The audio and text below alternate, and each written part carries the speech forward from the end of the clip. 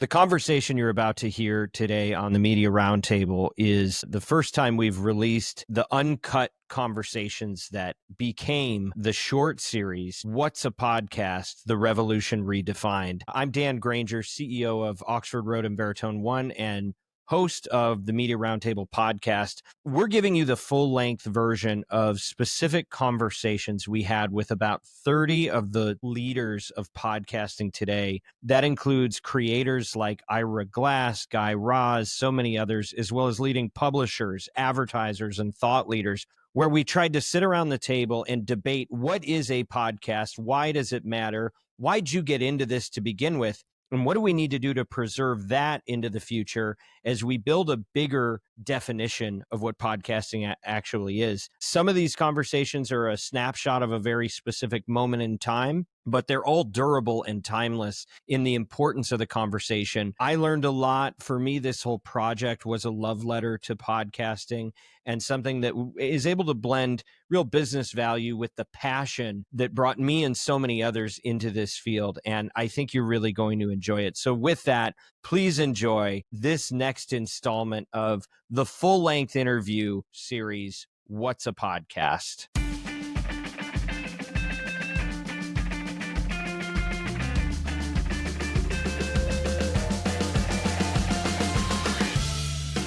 Welcome to the Media Roundtable. I'm Dan Granger, CEO of Oxford Road and Veritone One. Those of you that listen to this show at any kind of regular cadence know that it is always in service of the Chief Audio Officer. We look at it from the brand's point of view.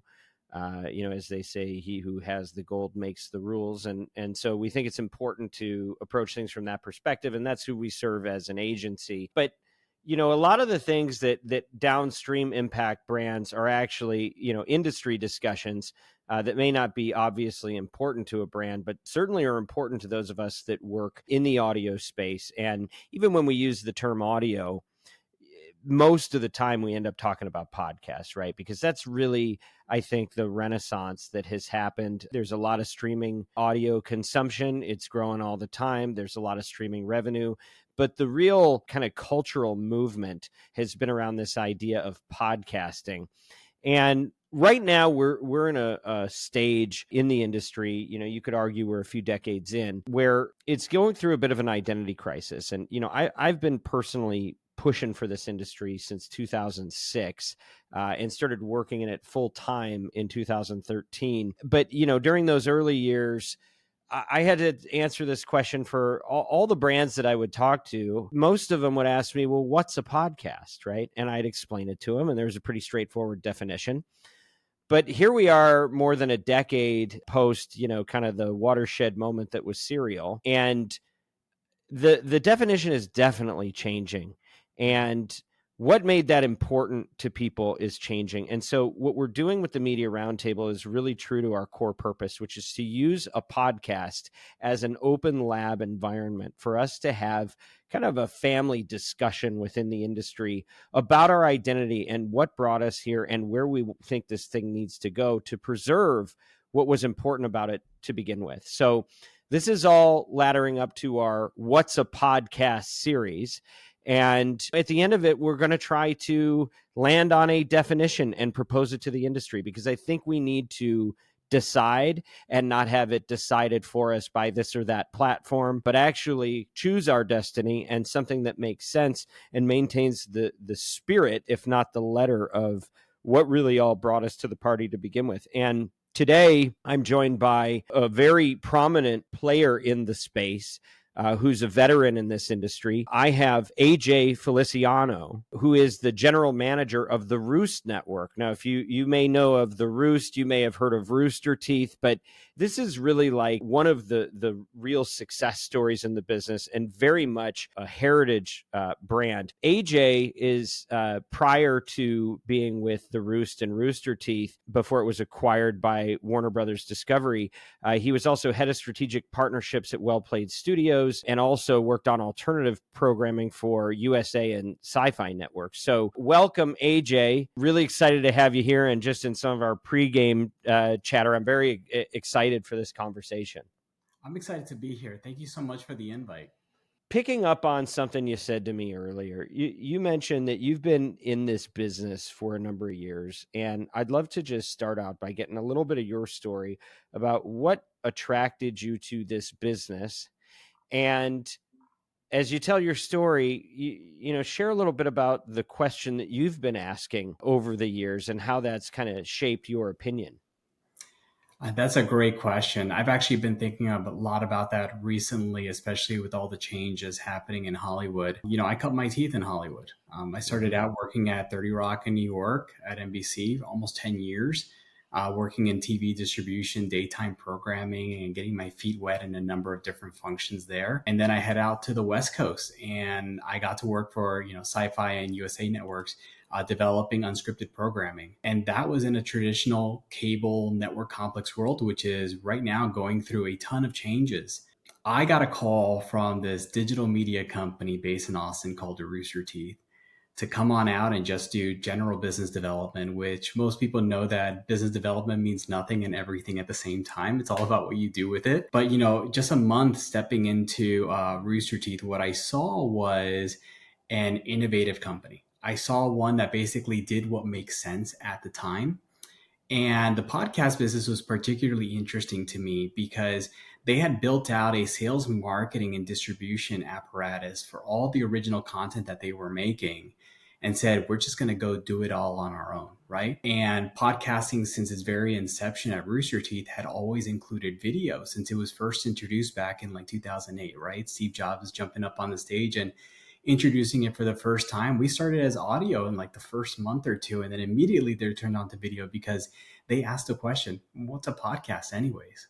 If it's not just all the content that we've been making, long form, having a conversation with our, millions of fans worldwide, knowing what we're up to, unscripted, unedited, authentic. And that's how we were able to sort of build the engine that we were able to do sales against every impression that we were delivering on behalf of our advertisers. And that was illuminating to me, right? So they started the Roost Podcast Network. I came on and I said, you know what?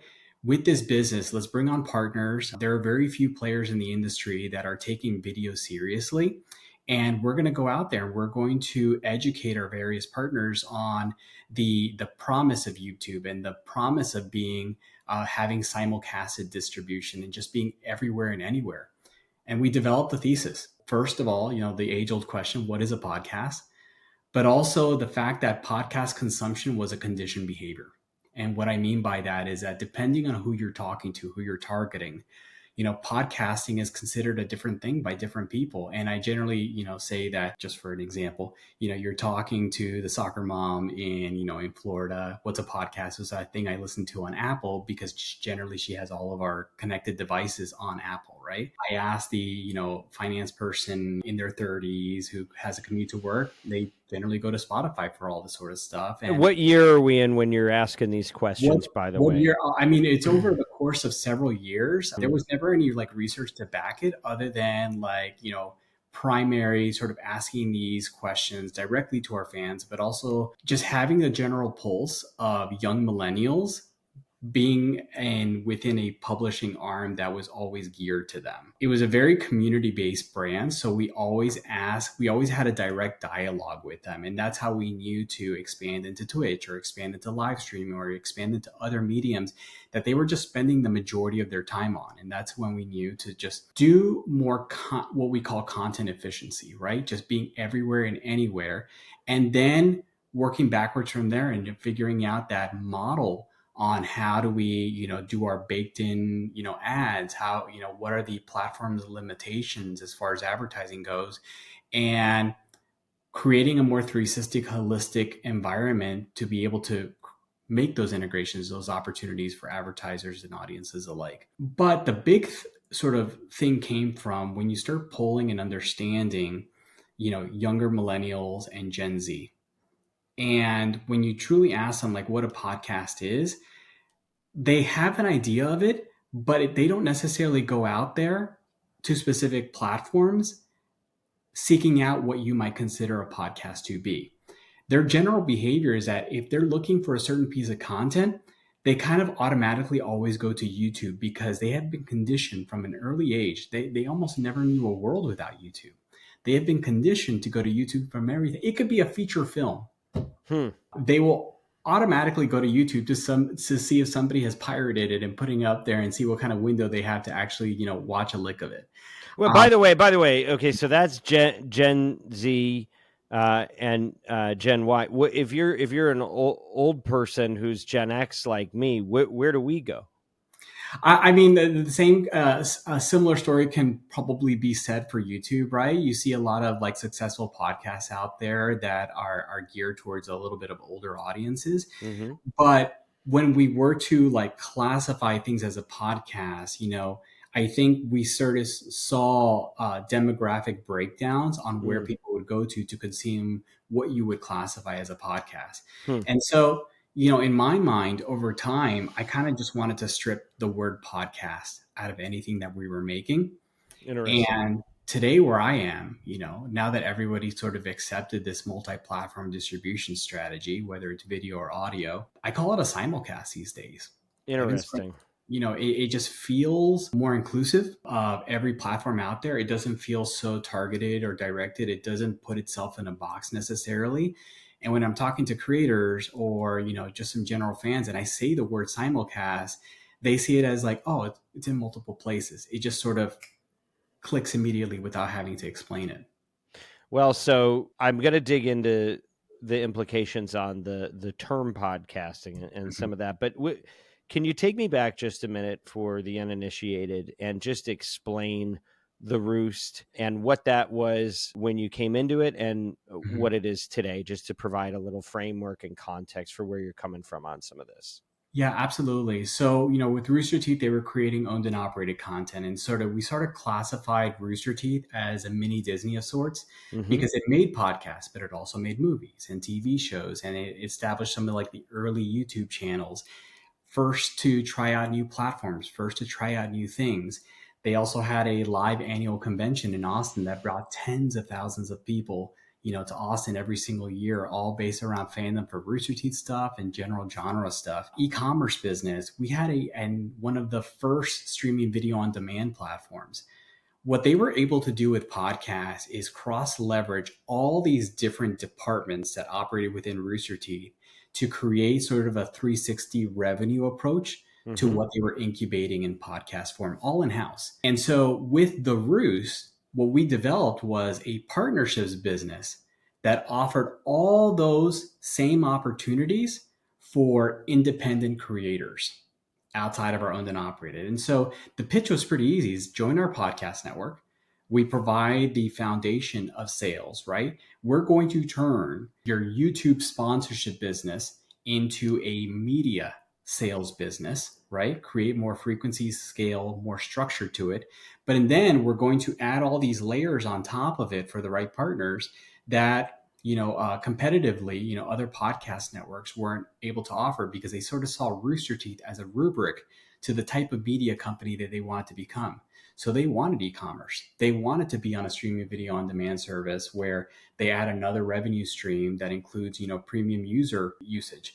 There's also, and then they wanted to come out to RTX and do their podcast live in front of, tens of thousands of people. They wanted to do all these different things to sort of mimic what essentially the media company of tomorrow could look like for them. Rooster Teeth, the Roost, really was in a class of its own, kind of before everybody came into the business in figuring out alternative revenue streams. It's interesting. We were just talking to Hernan Lopez, who has been such a legend and innovator in this business. Legend. And we were talking about the kind of the formula of if you have engagement on what we'll call a podcast for right now, what percentage of your revenue is likely to come from advertising versus all other potential revenue channels? And I think you're actually in a position to take a shot at answering that as well. I'm sure it's impossible to be precise, but do you have a thesis on that?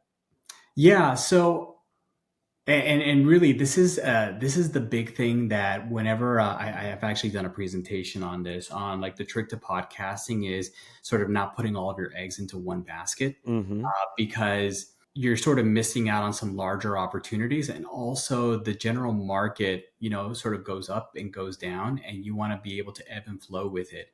The beauty of Rooster Teeth of having monetized podcasts on so many different levels was that it was to make it a little bit more market resistant, right? It Yeah. could be that if advertiser dollars were down for one particular quarter, well, we made up for it by really pushing people to our streaming video on demand service and getting our impressions up there. Or it might be that we made a more conscientious push to sell more of their e-commerce or amplify the benefits of consuming the content behind the paywall. And And is so, e-commerce basically mean merch, or did you have like full-blown product lines that had a different function?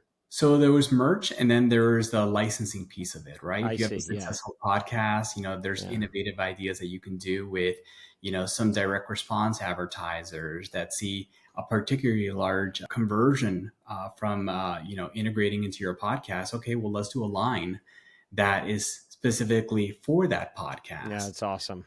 So there was a Yeah. lot of opportunities around there, and is looking at every individual show. There are probably some foundational staples that you should look at across shows, but there was always like unique intrinsic things about the show itself that made for really custom approaches. So Hmm. And so, just to pin you down on a number, how many cents on a dollar, in your experience, can a publisher do for advertising versus all other streams of revenue? yeah, so it really depends on how big the show is and of the consumption of that show, how many of those unique people are diehard fans. So some of the biggest shows that take on a more content efficient model, where say they window their content, right? The first, say, 2 days of a content going live, it's going to, patronage members. It might be that, if double digit percentage, say 11% of total viewers, which is actually pretty high, are paying you monthly for that, $3 on whatever that unique audience actually is, $3 a month turns into a higher revenue stream than For sure. advertising would be. And you Yeah. almost want to like put all of your eggs into that basket and say, can I get that number even higher? No, because the public distribution of it, 24 to 48 hours later is your top of funnel that actually leads people behind the paywall, right? Hmm. So it really just it changes from creator to creator, but I would say that a healthy place to be is probably around the 50% mark is probably advertising, if not a little Hmm. higher. And depending on that loyalty of that audience and that call to action, every other component that goes into it, patronage or paywalled consumption could be another, 15 to 20%. And then the rest of it is e-commerce, which, there's a kind of interesting cost structure when it comes to e-commerce, whether you take on inventory or where you adopt something else. But from an ROI standpoint, and also from just an equilibrium standpoint, I would say that 50% advertising, another 15 to 20%, we're talking patronage or like your most undying loyal members. E-commerce, live events really doesn't make much money as much as it is finding a touch point with your audience and keeping them sort of excited about something coming up. Hmm. So, and then the rest of it also comes from passive revenue, which also is based on how big you are, but like YouTube AdSense, which is the lifeblood of most YouTubers out there. Whether they have a direct deal with YouTube that guarantees them a certain amount of money for their programmatic inventory, or whether it's they're targeting a very interesting audience that carries higher than average CPMs, that could be a pretty lucrative thing for them. So that also carries around like 15 to 20% of total earnings. I think this is super fascinating. I hope our audience is half as interested in this as I am, but you have dialed that in such a way that I think, that you must be the envy of 99% of the people making a living in this business, because those are really successful diversification of your streams of revenue. And I think other people have a hard time getting to there. And I also think there's been a little bit of a correction in the last few years where, some of those, a lot of people were really going for the licensing and the optioning of their content, trying to get it made into a series, right? And a lot of that money went away, right? But the way you're thinking about it is, maybe the best articulation of what's possible that I've heard. So congratulations on that. And just while we're framing, and we're going to get back to the question of the day, but can you just explain kind of the breadth and some of the top names that are associated with your network, so people kind of have some idea of what we're talking about? Yeah, absolutely. We have large shows like probably one of our most well-known one today. While we're just a sort of third-party partnerships division, it's this past weekend with Theo Vaughn is probably one of the more well-known established brands out there. There's the Yard podcast with the famous streamer Ludwig. We also have within our midst so news influencer content, OGs like Phil DeFranco. We also have YouTube OGs that have made their way in podcasting, like Mamrie Hart and Grace Helbig. Their podcast is Might Get Weird. Yeah. And there's a number of others. So, we operate as a very boutique network so that we can create that sort of, a tiered approach with all of the creators. And we have about roughly 75 shows on our roster. We try not to be too big because we don't want to lose focus. We want to make sure that we have that sort of daily drumbeat with all our creators, know what's happening in their businesses and where we can help them scale out. And has the content thesis changed significantly over the years? Have you pretty much, because I think at the beginning it was more focused on the gaming community with a little comedy. Is that right? Or it's funny, at the inception of the Roost, the idea was that Rooster Teeth would be a consumer-facing brand, and we would create a podcast network that wasn't called the Rooster Teeth Podcast Network. It would be called the Roost Podcast Network, because we got to branch out into other categories, other demos, and create more of a diversification of our roster to be able to offer, for lack of a better word, but, diversity back to the advertising community. So the Roost was also a great proving ground to understand other categories that we also wanted to get into from an owned and operated standpoint. So it was the first time we got to dabble in true crime. It was the first time we got to, check out more lifestyle type of content. We've done some finance related stuff.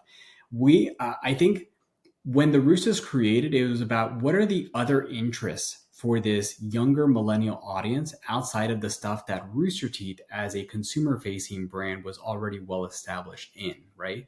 In the gaming vertical. But what other swings could we take on the partnerships business? And those became the canaries in a coal mine of figuring out where was there more demand from the pre-existing audience and where was there more demand from an advertising standpoint.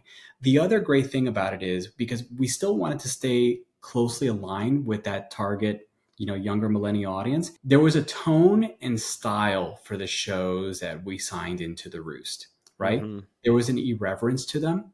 It was all about the just YouTube culture. It was all about just the general things that, not taking yourself too seriously, right? So there was a tone and style to the Roost. And I remember, passing around a sizzle that we would edit every single year, that when people watch a sizzle, they understood the youthfulness of the network and the types of, shows that were involved. Theo Vaughn, man, you talk about a overnight success, 10 years in the making. Like what a cultural phenomenon suddenly he's become. What do you attribute his kind of, and look, maybe I'm overstating it, but I feel like he's had a surge in popularity, and it's not like he just started doing this, right? Where did that come from? Was that clever marketing by you guys, or what happened? No, I mean, that was all Theo himself.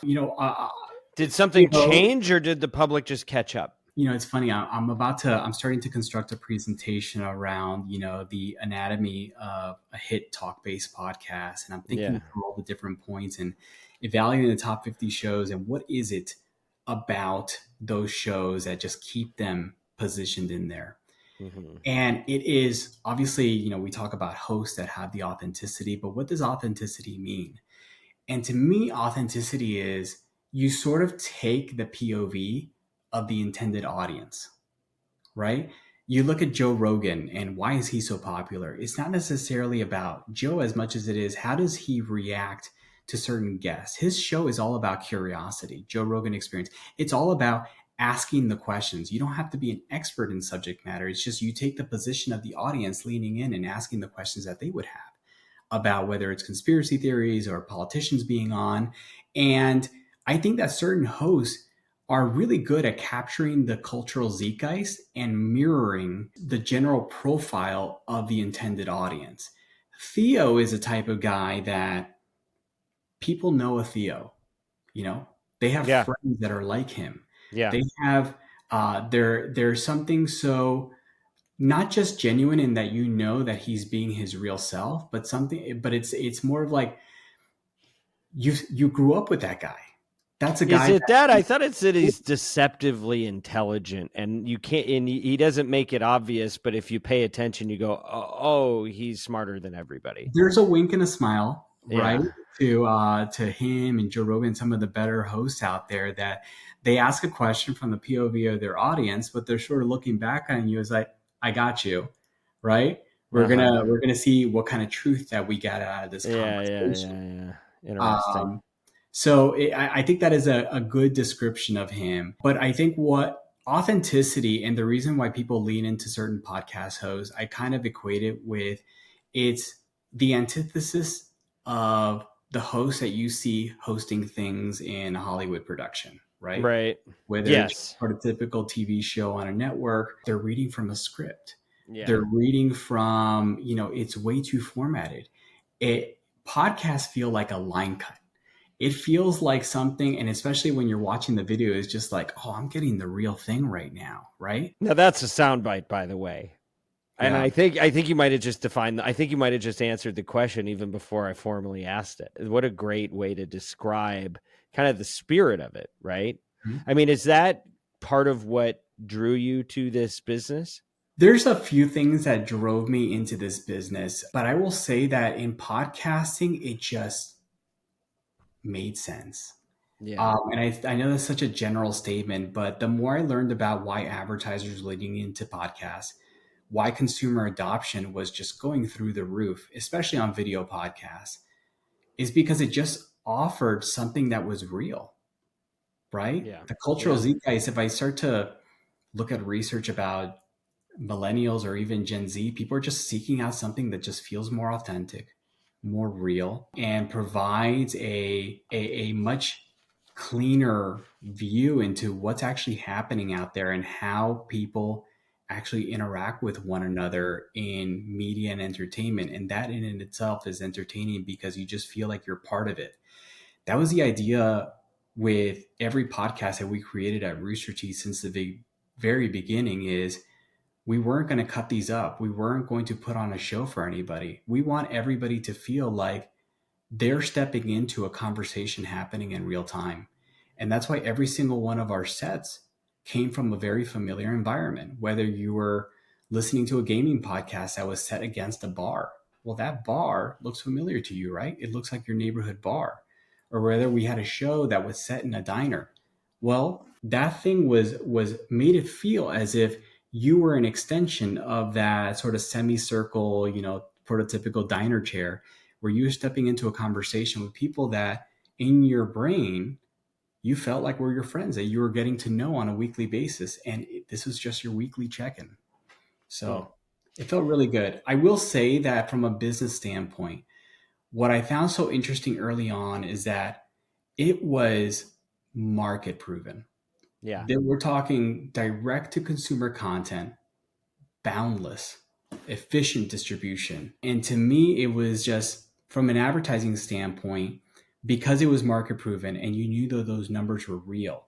We weren't, this wasn't a TV environment or radio environment where you're sort of basing your pricing based on, samples Right. and what we think something actually, or a survey that gets sent to your home or what have you.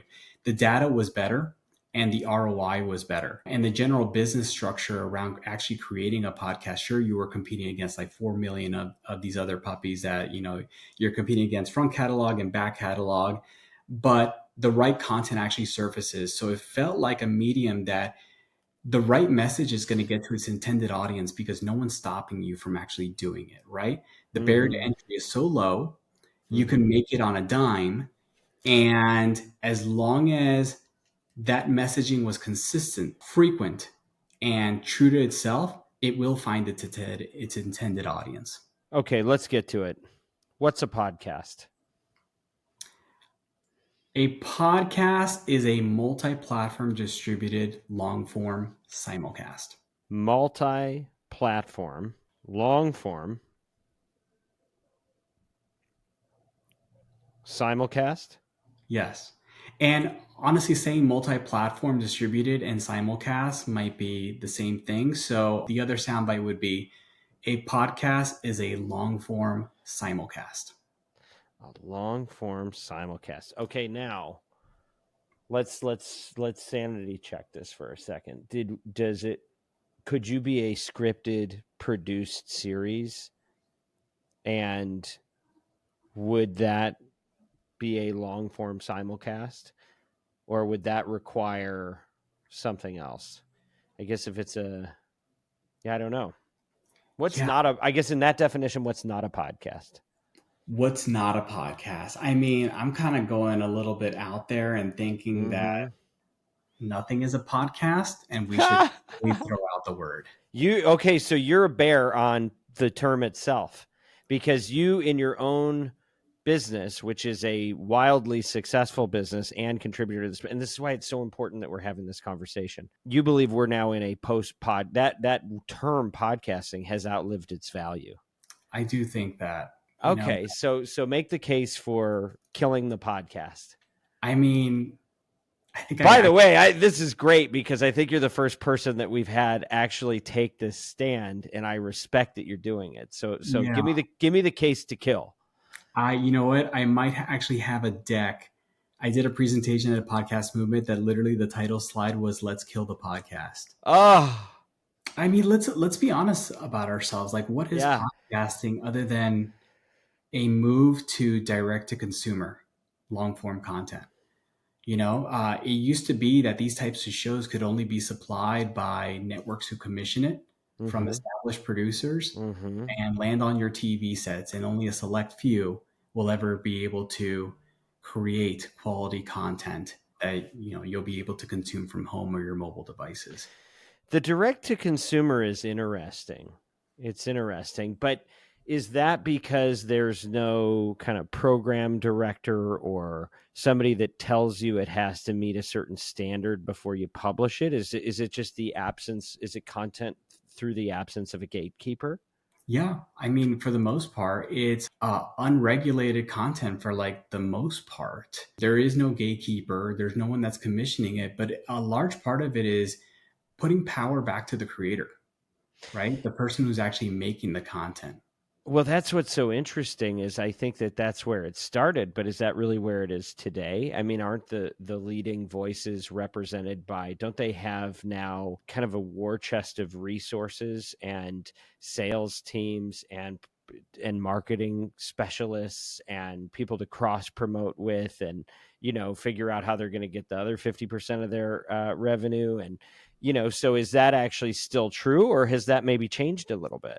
I think it's changed, and we're seeing a change in real time. Like, some of the biggest creators now are becoming their own media companies and using, what started with a podcast to incubate other podcasts and incubate other creators, and they sort of act as that beacon. But, the big thing on my mind is sometimes I have to wonder, what does a third party offer you that you can't just build yourself?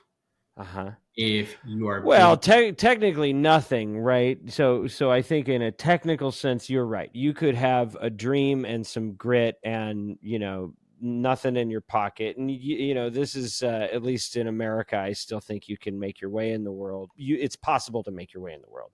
It's not given a lot of challenges for especially for different folks. But so the meritocracy is very much in play. But in reality, the people you're competing against now to try to get someone to pay attention to you.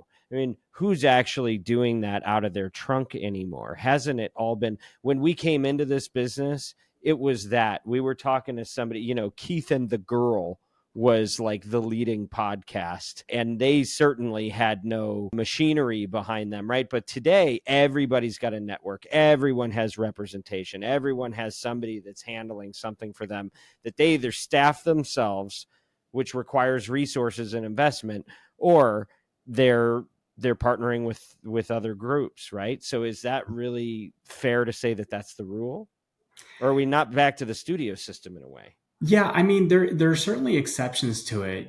I don't know if this is directly answering your question, but I look at some of the recent news about some of these publishers, talent leaving and creating their own media companies or what have you.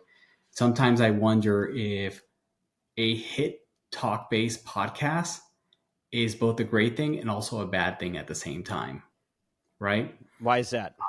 Because I'll take a Barstool for example. Incubating all these various talent, and then all of a sudden, several of them start leaving to start their own thing, and we've seen that with other publishers time and time again. And it's not a surprising thing because who was the one that actually built the influence with their respective audience? Now, it could be that the publisher, right, came in front and center and they said, we're going to establish your show. This is going to be under whatever banner, etc. But the creator is the one that sort of puts their POV into it, right? They're the ones that actually build that relationship with the audience.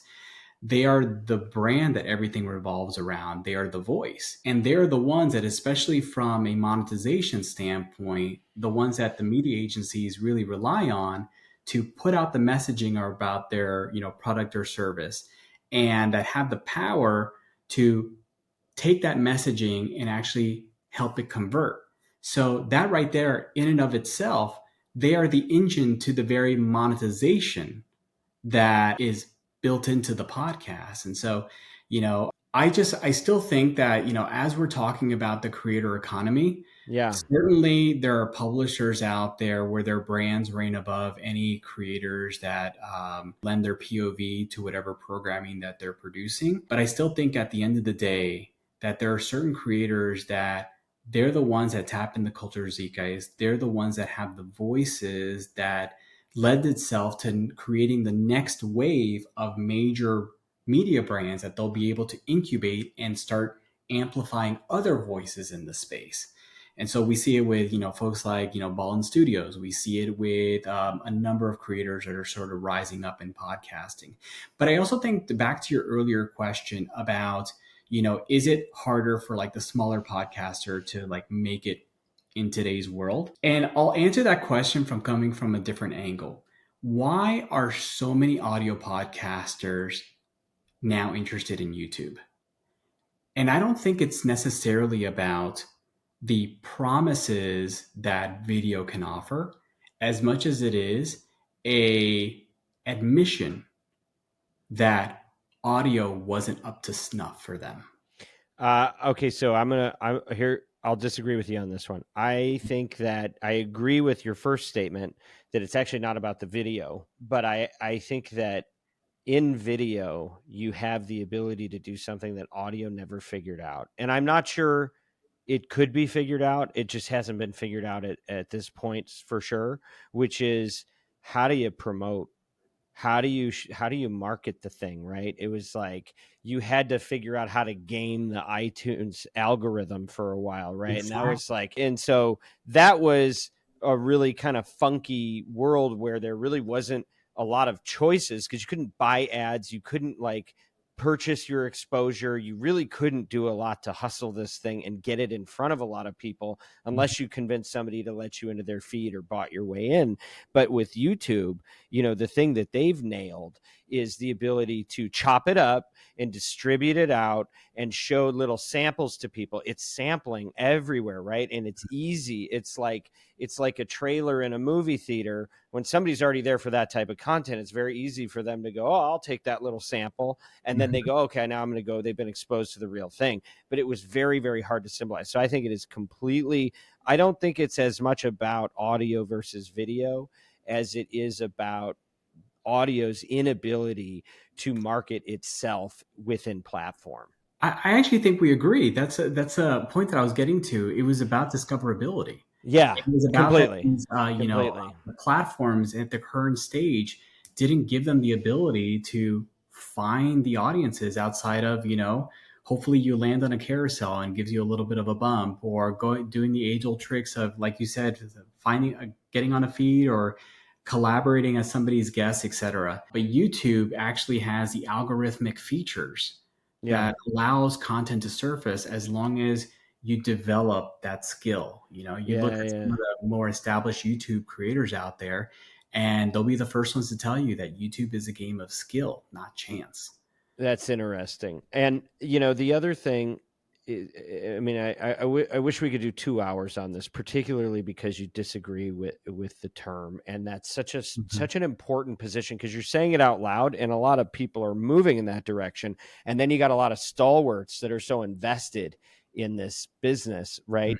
That are just they couldn't make they'd have to rebrand completely, right?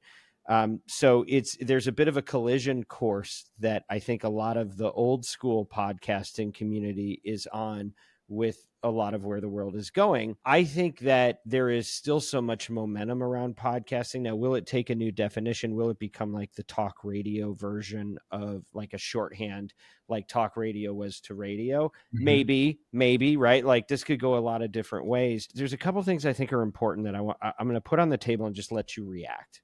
Okay. Number one, there is something called theater of the mind that allows your brain to produce things that mean more to you than anything that AI be damned. No production facility, no technology is going to be able to recreate with the same sense. It's sort of like when you read a book and you see characters that mean something to you that your mind generated. Mhm. That constraint on the medium produces a certain form of content that isn't available. And so having content that is audio led and may have a video, I do think has a place of importance and needs to maintain. Now, the challenge is, what do you do now that, somebody just wrote an article saying Joe Rogan's not a podcast anymore? Like, so what is it? Is it just a show? But I do think there's something to be said for podcasting as a direct to consumer. Like there is something about the barriers to entry and the filters that came down and the lack of regulation that we've seen that is important to preserve. The other thing with podcasting, I mean, just from a business standpoint, let's think about it. Advertisers that keep your lights on and keep my lights on, at least 50% of yours, uh, they need to know how to budget. And if they don't have a bucket for what you're doing, you're constantly trying to butt into somebody else's bucket, right? So are you digital? Are you video? Are you video on demand? Are you television? Are you the show budget? Mhm. What budget are you drawing from? And if you don't have a clear definition around that, I think it's easy to get washed away. Yes. First of all, you're hitting gold with all your comments. The theater of the mind, to me, you're describing imagination and the intimate experience that it is to listen to something, let your mind sort of wandering. It feels like you're listening to, a Malcolm Gladwell podcast and Malcolm is talking directly to you. And that's what sort of Mm-hmm. creates that relationship. So I totally get you. Can I hit you with the video part of it? Do it. Well, I mean, what the old saying about half of communication is visual. I can't remember the exact phrase of it, or it's like it's in body language, right? So Uh-huh. sometimes you're not seeing a reaction to, a guest's comment, and that'll tell you everything about the host's POV on the subject matter, right? And then the other part of it is like, how do you bucket these things? Oh my gosh, like this is such a critical thing in podcasting, and the thing that will change everything. Yes. Every conversation that I have, and actually, especially with your team, I said this recently over lunch. I Mm. said, you guys are the captain of the ship. Podcasting was built on the promise that this medium was going to be good for direct response advertisers because what you're getting is a custom host read endorsement that will convert for your product or service. That's right. And the reason why so many YouTubers jumped into podcasting is because we're moving from a YouTube sponsorship world that was not as predictable spends coming here and there, It's a mess. CPM all over the map. Yeah. You couldn't forecast, you couldn't build a business off it because you didn't know which way the wind was going to blow. Right. Well, now YouTubers are going into this sort of long form media environment Uh-huh. where it has a frequency, it has a predictability to it, it has inventory. We know how to forecast. The ad buying happens, largely in one, a certain time of year. It was just a more sustainable monetization form, also that finally brought some sense into the pricing as it relates to that ROI. And that's why I think that podcasting to me is a vehicle that actually finally put traditional structure that you would find in TV and radio against influencer media buying, right? That was Mm-hmm. now widely adopted by consumers, available everywhere, and just made it make sense. If people truly believe that podcasting came about because the money saw the promise in the medium, then it's true that you guys are the captain of the ship. And the way that you guys allocate budgets based on your definition of what constitutes the type of content that we're making, then we are going to have to change our businesses on how you guys appropriate those budgets. Mm. So, it used to be that YouTube influencer marketing agencies would tackle those sponsorship dollars, right? Coming from like Mm-hmm. the YouTube world. And then the podcast comes over here. We've had a history of like sort of tackling them both and repackaging content to make sure that we're hitting on all angles here. But the moment that you guys decide of saying that we're going to define it as this across all, platforms against one certain CPM, and our metrics for success are XYZ, and it's all coming from the same bucket of money, well, you're going to start to see businesses that are offering a similar type of service start to look almost identical, right? Talent management companies, talent agencies, podcast networks, influencer marketing agencies that represent creators.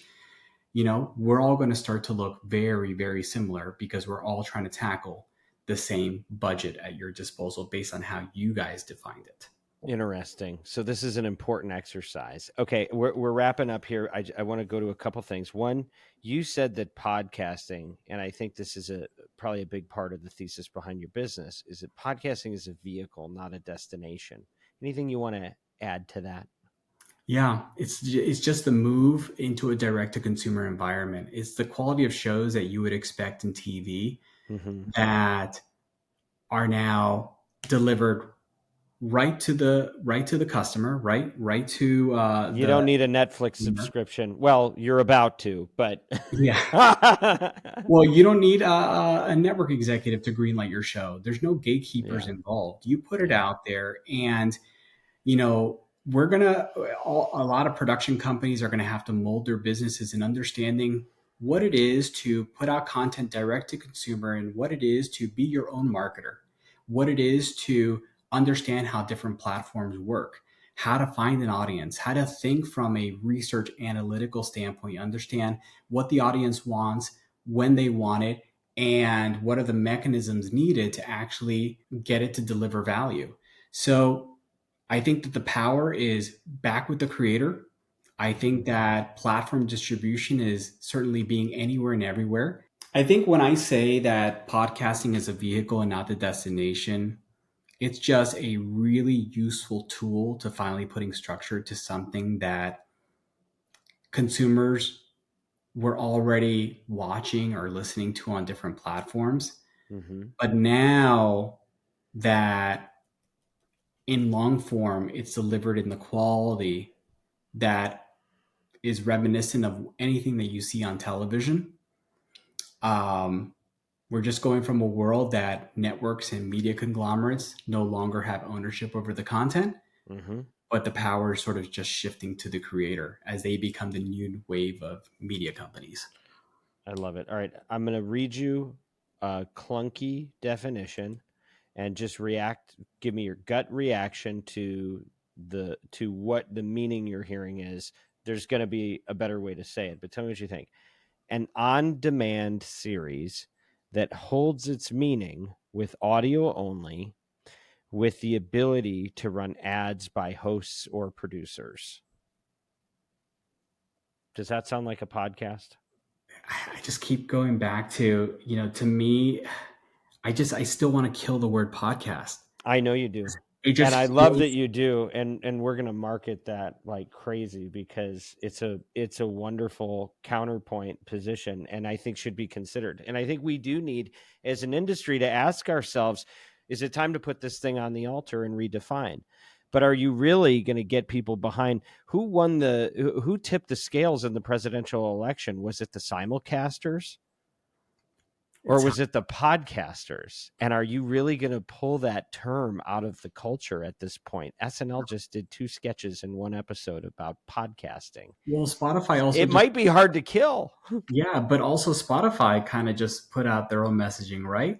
It's not called Spotify for podcasters, it's called for Spotify creators. For And then YouTube and then Netflix says they're going into podcasting and YouTube talks about their podcast business. So it's like, which way is up and where's this thing going to land? And that's why we're doing this series because we're all just trying to figure it out. But I like that you took a strong position. Podcasters have existed on YouTube since it first started in 2005. It was narrative vlog style content. If I close my eyes, that was also a podcast, right? Yeah. So I guess that's what sort of, what's old is new. Yes. And what's new is old. I just think that there is on-demand audio, there's on-demand video, and then there's simulcasted content. On-demand audio, on-demand video, and simulcasted content.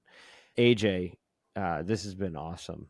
What a great conversation. And thank you for being bold enough that you want to kill the thing that so many people love, but probably, I believe, because you want to see the medium continue to grow and evolve. So thank you for being so generous and open here today on the Media Roundtable. This podcast is brought to you by Oxford Road and Veritone One, where we want you to succeed in audio and creator-based media, whatever you call it, and to use your influence for good. We believe that as members of the marketing community, we have the power to build bridges across differences and preserve fair-minded discussion around the most important topics of our age. If you're a marketer looking to align your brand values with extraordinary business outcomes, reach out to our agency. You can go to oxfordroad.com and don't forget to sign up to our weekly newsletter like AJ does, The Influencer. AJ, what's your commercial for The Influencer?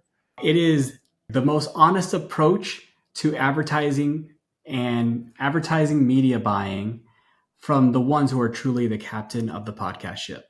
Hell yeah. Thank you for that.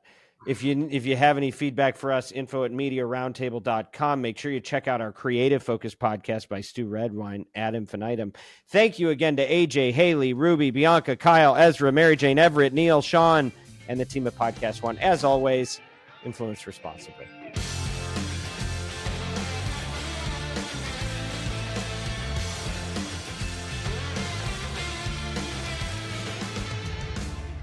That was another conversation from our full series, What's a Podcast? And whether you're a podcaster, an advertiser, or somebody who just cares about this space, I hope this stretched you. It's certainly stretched me and is giving us a lot to think about in how we want to live going forward and protect and preserve the essence of the medium while preparing for the changes we need to make to evolve on the road ahead. If you want to hear the full limited 3-part docuseries, What's a Podcast? The Revolution Redefined. Check it out wherever you listen to your shows. But if you want to go beyond that and you want to be a part of the movement that we've got here, it's not just about our defining it. It's about figuring out a path forward. Go to our link in the show description and download our free white paper, What is a Podcast? That has research from over 4,000 Americans on what consumers believe that the industry is. And make sure you sign our petition, also available in the link in the show description, to keep podcasting open. You know, this show is not just about content, learning, or entertainment. This is about having a real effect in the real world on issues that are important to all of us. We hope you'll continue to be a part of it and bring this into real life. Go to oxfordroad.com for more resources or click the links in the show description. Thanks for your time.